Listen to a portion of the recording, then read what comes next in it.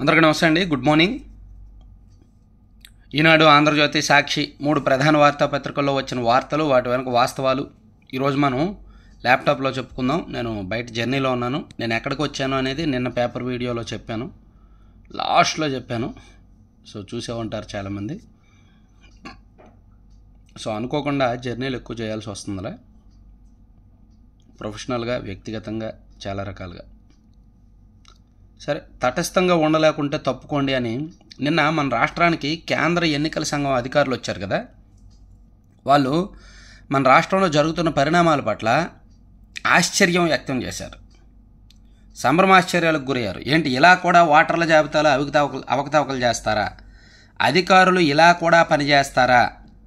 అధికారులు ఇలా ఏకపక్షంగా కూడా చేస్తారా అని ఒక రకంగా షాకింగ్ గురయ్యి పవన్ కళ్యాణ్ గారు, చంద్రబాబు గారు వాళ్ళకి కొన్ని ఫిర్యాదులు ఇస్తే ఇవన్నీ మాకు తెలుసు, అవన్నీ తెలుసుకొని ఇక్కడికి వచ్చాము అని చెప్పారంట. అందుకే తటస్థంగా ఉండలేకపోతే తప్పుకోండి, రాజకీయ పార్టీలు ఒత్తిళ్లకు తలగ్గుతూ అనుబంధం కొనసాగిస్తే ఉపేక్షించం, అర్హుల ఓట్ల తొలగింపునకు ఫామ్ 7 పెట్టిన వాళ్ళు పై ఎందుకు చర్యలు లేవు, వారి వెనుక ఉన్న సూత్రధారులను ఎందుకు గుర్తించలేదు, జిల్లా కలెక్టర్లు, ఎస్పీలపై కేంద్ర ఎన్నికల సంఘం ఆగ్రహం, తిరుపతి కలెక్టర్ వెంకటరమణారెడ్డిని తప్పుపట్టిన ఈసీ, వైఎస్ఆర్, కాకినాడ, బాపట్ల కలెక్టర్ల తీరు పట్ల అసంతృప్తి, ఎన్ఫోర్స్మెంట్లో ఇంత నిర్లక్ష్యమా, విజయవాడ సిపి కాంతి రాణా టాటాపై ఆగ్రహం. సో ఆంధ్రప్రదేశ్లో ఏం జరుగుతుందో అంతా తెలుసు, ఎవరెవరు ఎలా వ్యవహరిస్తున్నారో గమనిస్తున్నాము. ప్రతి ఒక్కరిపై మా దగ్గర నివేదికలు ఉన్నాయి. ఏ అధికారి అయినా సరే ఏదైనా పార్టీకి లేదా నాయకులకు అనుకూలంగా వారికి మేలు చేకూర్చేలా వ్యవహరిస్తే బాధ్యులపై కఠిన చర్యలు ఉంటాయి అని కలెక్టర్లు, ఎస్పీలకు కేంద్ర ఎన్నికల సంఘం తీవ్రంగా హెచ్చరించింది.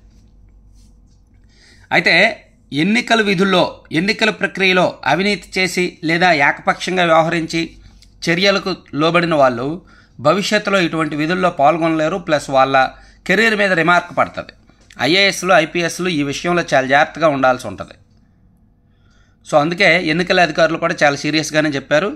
అలాగే అదే విషయాన్ని నిన్న పవన్ కళ్యాణ్ గారును, చంద్రబాబు గారు ఎన్నికల అధికారులను కలిసి ఫిర్యాదు చేశారు. దొంగ ఓట్లతో గెలవాలనే ఆలోచనలో వైకాపా ఉంది.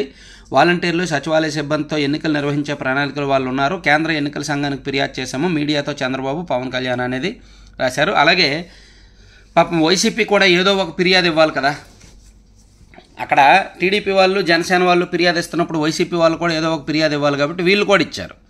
వీళ్ళు ఏం ఫిర్యాదు ఇచ్చారు? విజయసాయిరెడ్డి గారు గుర్తింపు లేని జనసేనను ఎలా అనుమతించారు, ఆ పార్టీకి రాష్ట్రమంతా గ్లాస్ గుర్తు కేటాయించడం చట్టవిరుద్ధం, ఎన్నికల కమిషన్ దృష్టికి తీసుకెళ్లినట్టు విజయసాయిరెడ్డి వెల్లడి.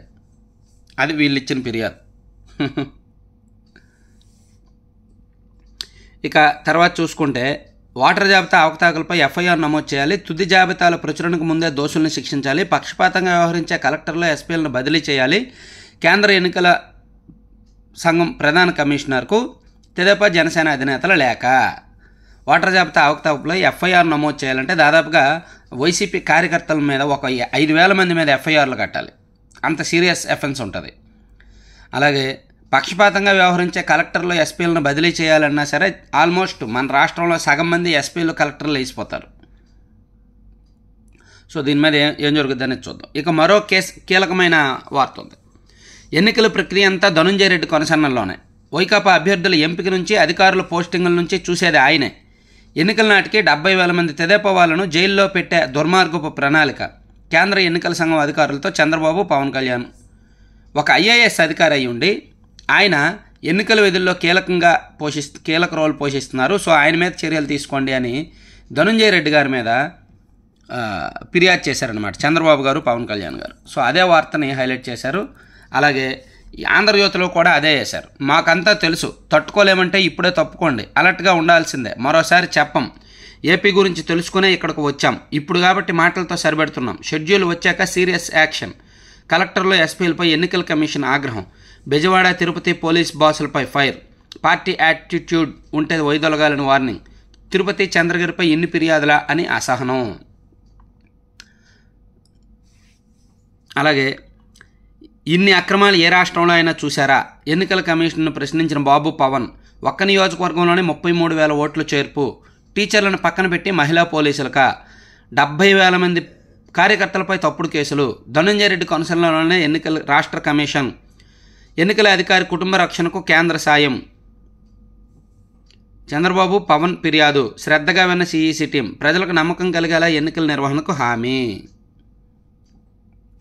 సో ఇట్లా కేంద్ర ఎన్నికల సంఘం పర్యటన, చంద్రబాబు గారు పవన్ కళ్యాణ్ గారు వాళ్ళని కలవడము, ఈ వ్యవహారాలన్నీ కూడా ఆంధ్రజ్యోతి, సాక్షిలో, ఆంధ్రజ్యోతి ఈనాడులో ఇచ్చారు. ఇక సాక్షిలోనేమో వైసీపీ వాళ్ళు ఇచ్చిన ఫిర్యాదుని హైలైట్ చేస్తారని మనకు తెలుసు కదా. సో అదే చేశారు. బల్క్ ఫిర్యాదులు బాబు కొట్టరే. అర్హుల ఓట్లు తొలగించేందుకు టీడీపీ పన్నాగము. బల్క్ ఫిర్యాదులు అబద్ధమని తేలినందున చంద్రబాబు అనుకోపై చర్యలు తీసుకోవాలి. మరోవైపు దొంగ ఓట్లు చేరుస్తున్న టీడీపీ వీళ్ళు చేసిన పని అంతా వాళ్ళ మీదకి నెట్టేసి వాళ్ళ మీద కంప్లైంట్ చేశారు. చాలా సింపుల్. అలాగే పాపం సాక్షిలో రాయడానికి ఏం దొరక్క పవన్ కళ్యాణ్ గారు ఓటు హక్కు గురించి ఒక పెద్ద వార్త రాశారు. ఒక వ్యక్తి ఓటు హక్కు గురించి, బ్రో ఇది దొంగ ఓటు, జనసేన కార్యాలయం చిరునామాతో పవన్ కళ్యాణ్ ఓటు నమోదు అని ఒక పెద్ద వార్త రాశారనమాట బ్యానర్లో సాక్షిలో.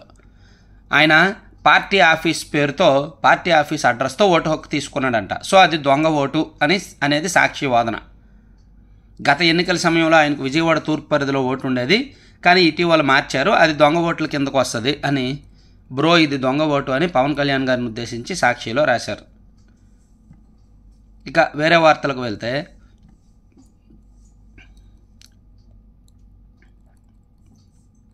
నిన్న ఆళ్లగడ్డలో చంద్రబాబు నాయుడు గారి బహిరంగ సభ, రా కదిలిరా బహిరంగ సభ జరిగింది. రాతియుగం కావాలా, స్వర్ణయుగం కావాలా?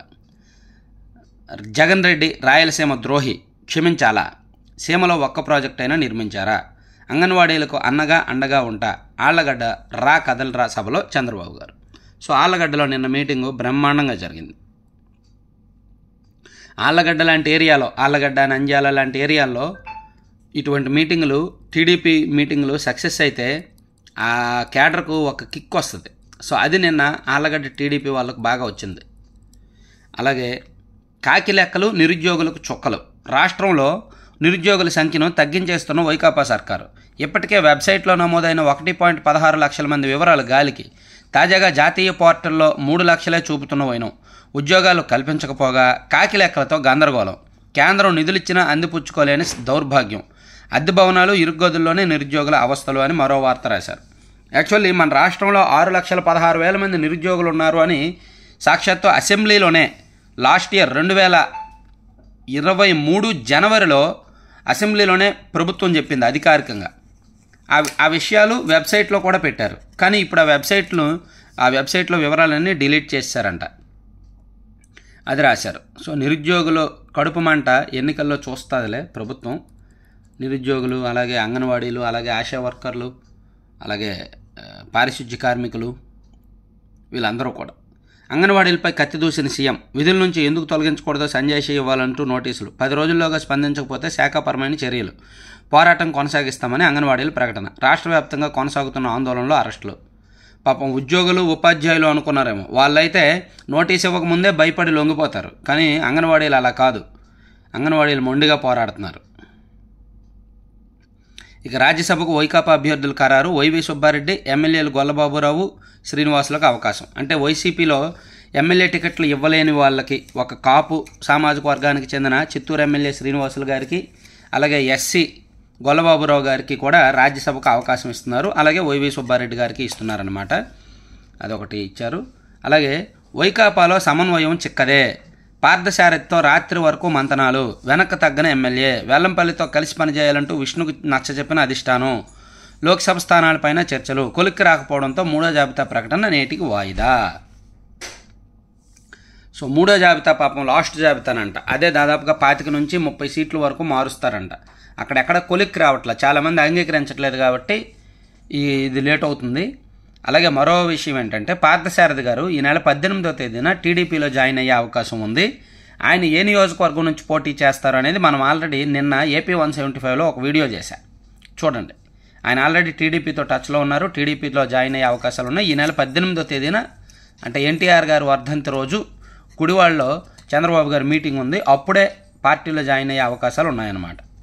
సో ఏపీ 175లో డీటెయిల్డ్గా చెప్పాను, చూడవచ్చు. అలాగే మున్సిపల్ కార్మికుల సమ్మెలు కూడా వేశారు.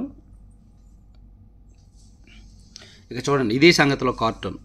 దొంగ ఓట్లు ఎక్కువ చేర్పించింది ఇతనే, అందువల్ల టికెట్ ఇతనికే ఇస్తున్నాం, మీకు ట్రాన్స్ఫర్ అని ఒక పార్టీ చెప్పిందంట. ఆ పార్టీ ఏంటో అందరికీ తెలుసుగా, డైరెక్ట్గా రాయక్కర్లా.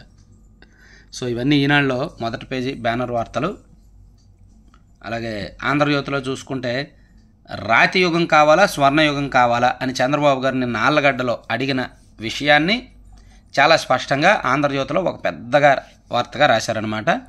అలాగే జగన్ది భస్మాసుర హస్తము, ఆస్తి అడిగిందని చెల్లిని తరిమేశాడు, అది చెప్పకుండా విపక్షాలు ఇంట్లో చిచ్చుపెట్టాయని దుష్ప్రచారం, మీ గొడవలకు ఇతరులపై పడిచి ఏడవడమా, బాబాయిని చంపి నారాసుర రక్త చరిత్ర అంటూ నాపై అబద్ధ ప్రాతలు, వివేక కేసులో అసలు నిందితులకు రక్ష, సిబిఐ అధికారులపై తప్పుడు కేసులు, వివేక కుమార్తెపైన కేసులు పెట్టించాడు, రేపో మాపో షర్మిల మీద కూడా కేసు పెట్టిస్తాడు అని జగన్మోహన్ రెడ్డి గారిని పర్సనల్గా టార్గెట్ చేసి చంద్రబాబు గారు చాలా అగ్రెసివ్గా మాట్లాడారు.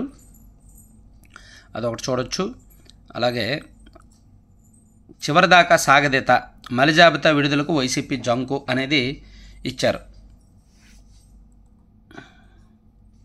అలాగే అవినీతి పర్వతమని ఉమ్మడి తూర్పుగోదావరి జిల్లాలో ఒక ఎమ్మెల్యే అవినీతి మీద చాలా క్లియర్గా